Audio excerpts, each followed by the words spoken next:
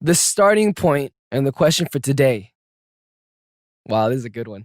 What are the odds of finding your soulmate? Now, ladies and gentlemen, this is a very in-depth question. We need to begin from the root. What is a soulmate? Because a lot of people, I feel like, because I'm almost in my 30s now, and a lot of my friends are married, and they're telling me, you make your soulmate, right? But then I have other friends that are like, I met her, knew she was my soulmate. I think the idea of a soulmate is super relative. So I had those two friends, right? I think I would have to say that I'm going to agree with you make who your soulmate is. Because relationships, they're not always easy. There's struggles. No two people are perfectly fit for each other. I feel like that's ridiculous. I mean, there could be, but I feel like there's always going to be those kinks that you got to work out, And that whole process is really like the adventure of love, you know what I mean? Like just finding out who each other is, being able to relate, being able to bond on a deeper level, finding the things that you may find as flaws, but eventually become strengths in the relationship. Damn, I'm so smart. Oh my goodness, claps. Oh my goodness. Man, going back to the soulmate thing, I don't know. Because the question, what are the odds of finding your soulmate, right? But I feel like, can't you just make whoever you're in love with and you want to make this relationship work, right? You find that person, you're thinking like, I think I could really spend the rest of my life with this person. I feel like we can make this work. Wouldn't that technically become your soulmate when you choose for them to become your soulmate? So it says 0.010%. The explanation is, assuming your soulmate is set at birth, is roughly in the same age bracket, and the love is recognizable at first sight, the mathematical estimates indicate that your chances of finding your soulmate is only 1 in 10,000 people. Wow. How did they even do the math for that? Okay, hold up. I want to look deeper into this. Let's dive deep into the rabbit hole, okay? How does that work? So how do you even know that if you found your soulmate? You could have been the 1 in 10,000. You just wouldn't know. Number 1, being around this person gives you a sense of peace and comfort even early in the relationship. Interesting.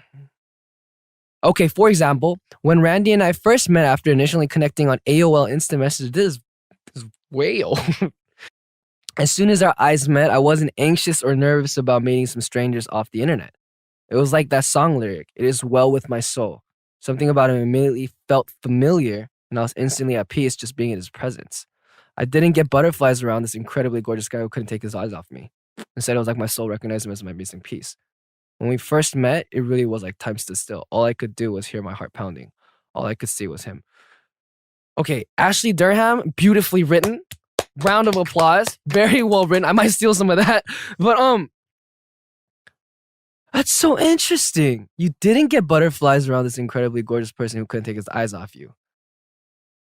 So that already kind of is like, because isn't infatuation like the route to get to love? Infatuation and love. Yeah, I feel like they could be different. Maybe that's what it is. Infatuation is like the trigger at first sight, like, oh, this person is really good looking. Like, what's up? Or like this person's really beautiful. Versus love is like, I've spent this much time with this person. I've created this kind of connection. And I feel like we're going to vibe for the rest of our lives. Till death do us part. Because you really got to feel the vibe of someone in order to like really feel them. You know what I mean? Okay, cool. Anyway, we're going to move on to some more of them. Number 2 is, you may be very different, but you balance each other out. Example, I knew my wife was my soulmate when I realized the ways we were opposite balanced me and the ways we were alike bettered me. That's also interesting.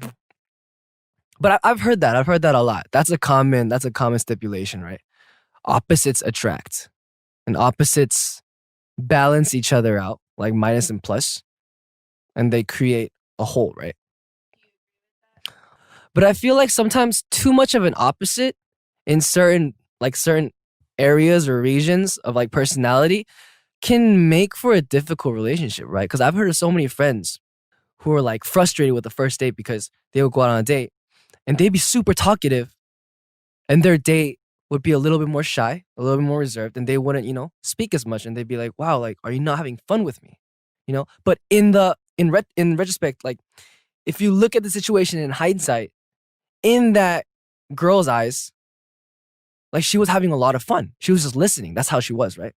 But then he got super self-conscious that she wasn't speaking due to the fact that she had nothing to say because he wasn't saying anything of substance.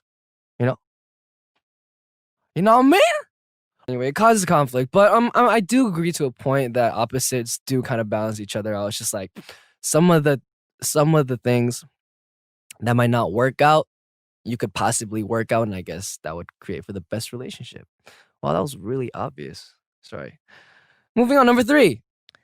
You get this palpable gut feeling that you've met your match. Interesting. When I met my soulmate, I had no idea what a soulmate really was. I was on a trip to Maui with some girlfriends, sitting at a bar when a man came up to me and asked me if I'd go to a wedding with him the next day. Isn't that a red flag? You're sitting in Maui with your homegirls and like some guy just comes up, he's like, hey, I have a friend's wedding that I'm going to tomorrow. You want to be my date? Okay, you're impulsive, but you're not that impulsive. Anyway, I mean, all jokes aside, I think that might be a little weird for me. Like, if he was like, hey, he comes up to you, I think you're great, you look great, I don't know you yet, obviously, but let's get a drink, and then you guys like got to know each other, and then you went to the wedding the next day, that would make a lot more sense. Imagine a guy just walks into a bar, he sits down, he's like, you want to go to a wedding with me tomorrow? And you're just like, hi, what's your name? Okay, let me read through this. Best friend was getting married and he needed a date. Internally, I heard my therapist encouraging me to live my life and take chances. So I agreed to go. Okay, so it was impulsive. The next morning, I woke up regretting my decisions, but when he called and left a message on my voicemail saying he just needed my last name and asking if I wanted chicken, beef, or fish, destiny called and I was committed. I went, we hit it off, he kissed me, and the rest is history.